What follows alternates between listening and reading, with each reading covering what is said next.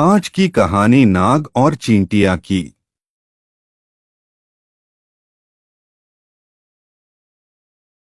एक जंगल में एक नाग रहता था।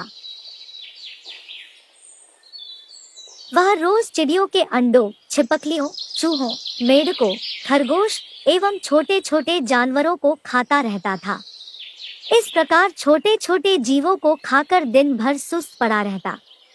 कुछ दिनों में ही वह काफी लंबा मोटा हो गया। उसका घमंड भी बहुत बढ़ गया। एक दिन नाग ने सोचा, मैं जंगल में सबसे ज्यादा शक्तिशाली हूँ। मैं जंगल का राजा हूँ।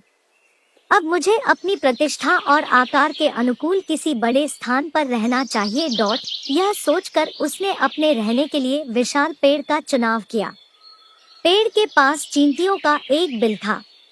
वहाँ ढेर सारे मिट्टी के छोटे छोटे कण जमा थे।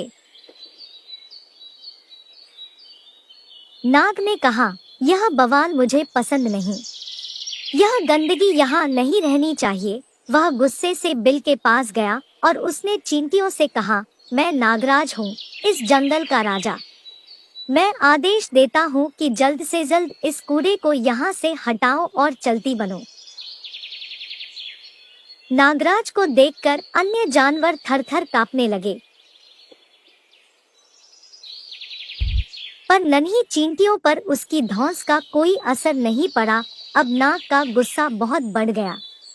उसने अपनी पूंछ से बिल पर कोड़े की तरह जोर से प्रहार किया। इससे चींटियों को बहुत क्रोध आया। क्षण भर में 1000 चींटियां बिल से निकलकर बाहर आ गई।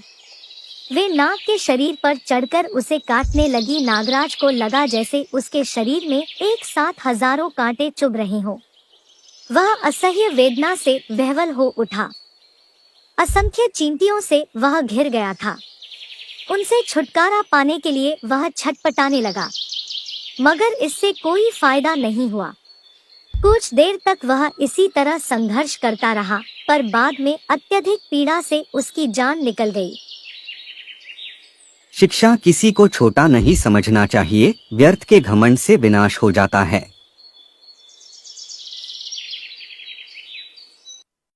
कहानी पसंद आए तो लाइक, शेयर और सब्सक्राइब जरूर करें।